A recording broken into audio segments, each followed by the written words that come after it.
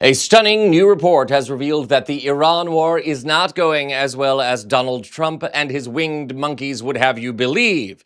In fact, costs and damage to American armed forces are much higher than originally reported.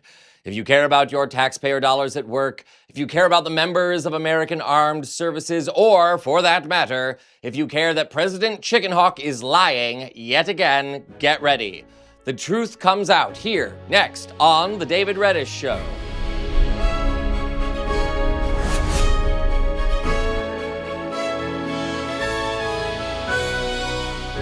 Welcome to the show, beautiful viewers.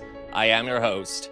First, thank you to all of you who commented or messaged me with congratulations on our show's YouTube Subscriber Growth Award. It's very kind of you. And speaking of, we are pushing toward our next benchmark of 400,000 subscribers, so subscribe now if you have not. And either way, please help get word out about our show any way that you can. But enough with the plug, something Miss Lindsey Graham never says. Let's get to our real story. With the Iran war now surpassing the 60-day mark and the Senate passing a war powers resolution to block Trump's war powers, the war has become a more contentious subject than ever before. And it really hasn't been very long. Consider that public sentiment against wars in Vietnam or Iraq took years for the public to turn on them. Some of that might have to do with the cost of the war. A few weeks ago, drunkard Defense Secretary Pete Hegseth testified before Congress as to the cost. And his price tag raised a few questions.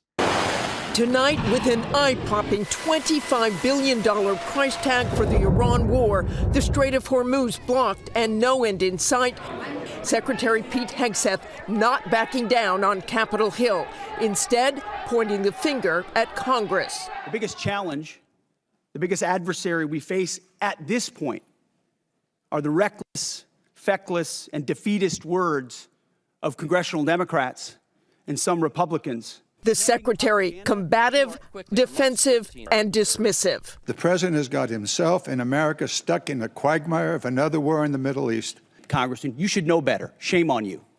Calling this a quagmire 2 months in. Claiming a tactical victory. It's been an astounding military success. No, but are we winning the war? Absolutely. But pressed about the justification for war. Their nuclear facilities have been obliterated. Underground, they're buried, and we're watching them 24/7. We had to start this war, you just said, 60 days ago, because the nuclear weapon was an imminent threat. Now you're saying that it was completely obliterated? They had not given up their nuclear ambitions.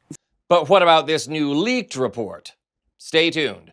It's important to understand this new report in a greater context that we established what the administration is telling the public versus what is actually going on behind the scenes. It's also important for us to acknowledge that 13 Americans have died in the conflict, with another 380 wounded. Thank you for your service, my fellow Americans. And it is because of that sacrifice that this new report is so damning of the Trump junta.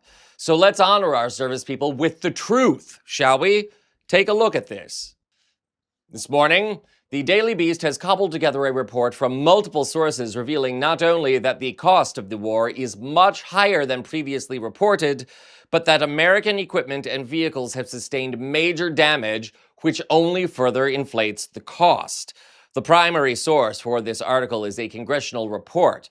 Pentagon reports on casualties, damage, or other losses have not been published, which is a break from precedent. Normally, the Pentagon provides all of this on a regular basis. This new report, via the Congressional Research Service, says the total number of lost or damaged aerial vehicles could be as high as 42.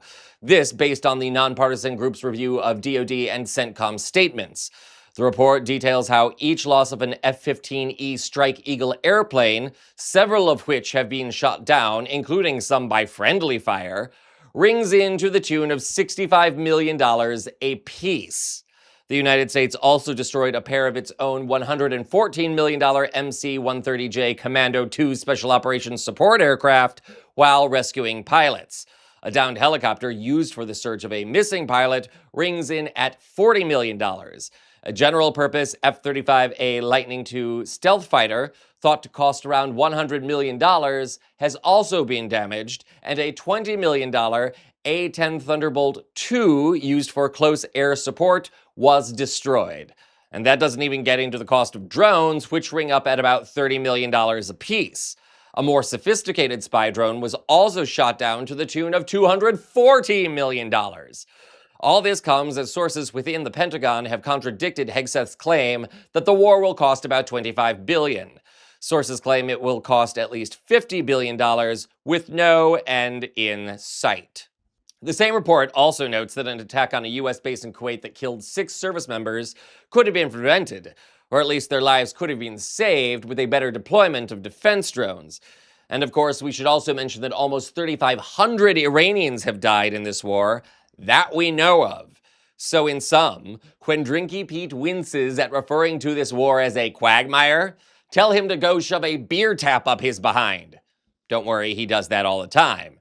This is a quagmire, and given that Iran still has uranium, now controls the Strait of Hormuz, oil and fertilizer exports are blocked, and there is no end in sight, it's a disaster. And the cost of the war will continue to swell, the cost of everyday goods will continue to soar, and the only people the Trump gang want you to blame are those of us intelligent enough and informed enough to ask questions and point out their ineptitude. Lord help us all. And Hegseth wants a $1.5 trillion military budget next year. But please, tell us again why we can't improve our power grid. Tell us why we can't have a national health insurance program. Serenade us with your sweet nothings about why we can't have housing subsidies. Screw these people and screw this war. And my fellow Americans, do not forget this anytime soon. We have an election coming. It's time to show the Trump Country Club clown car what they can do with their quagmire. Hint, hint. It's the same thing Hegseth can do with his beer tap. This is the David Reddish Show.